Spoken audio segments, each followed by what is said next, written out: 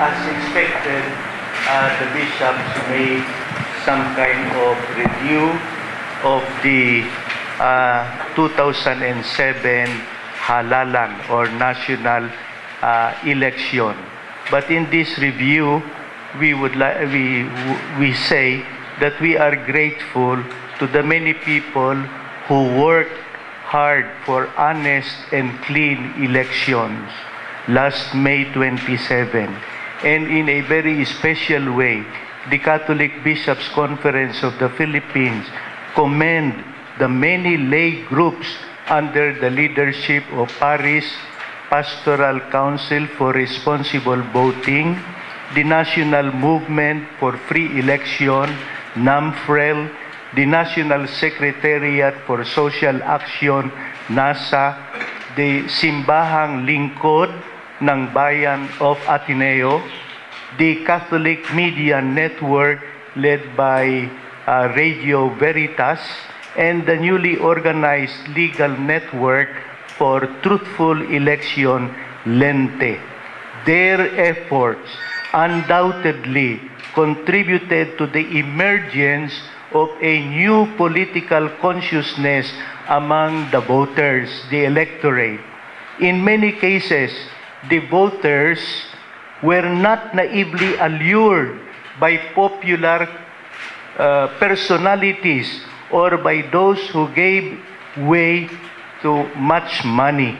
We thank the thousands who in various capacities devoted themselves to achieving clean, honest, accurate, meaningful, and peaceful election. The one that popularized the was the PPCRB. Of course, we are mindful of the many evils that continue to plague our electoral exercise. As we have done in the past, we condemn the dirty conduct of elections in some provinces.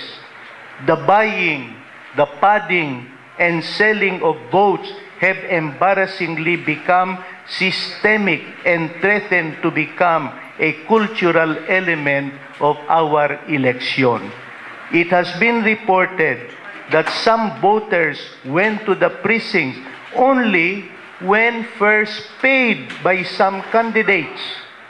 We also express our disapproval of candidates coming from the same family or clan, thus keeping power and influence within their families. We hope and pray that implementing norms be approved to arrest the spread of this malay. Likewise, the CBCP protests against the injustice done to people as their right to choose their leaders was desecrated.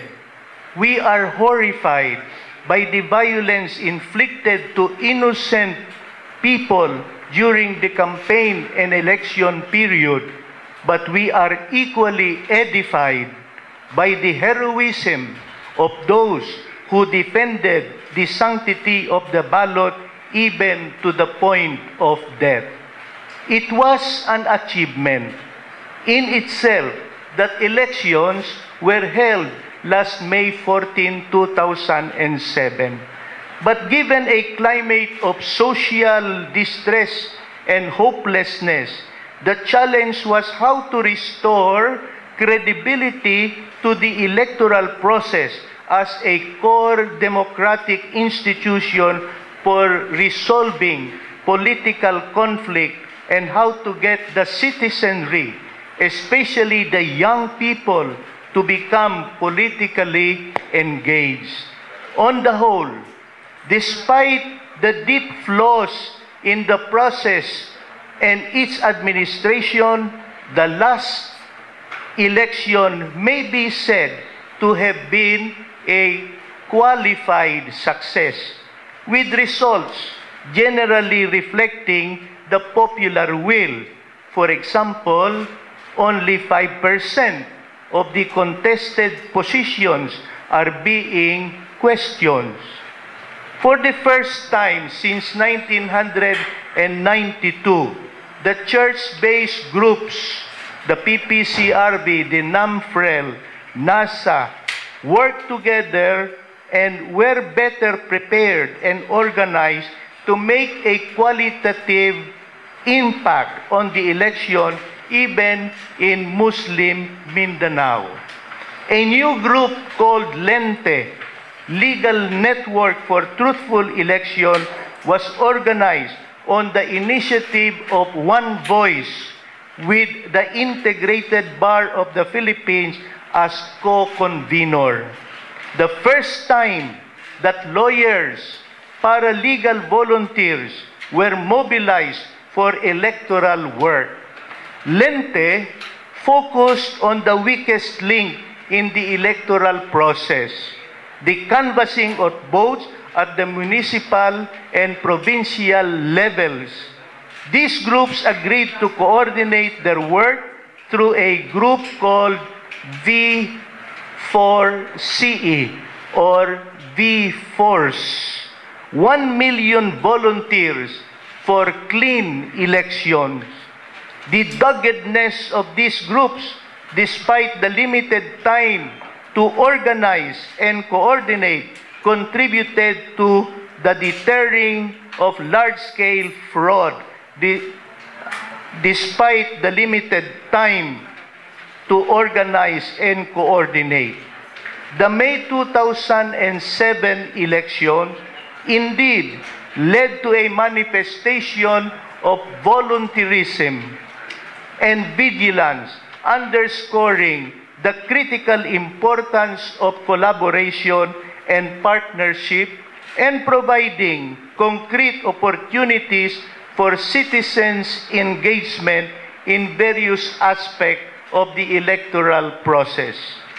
There also were signs of increased maturity among the electorate as the election results demonstrated that sheer popularity or sheer celebrity status and huge media expenditures do not necessarily translate to election victory.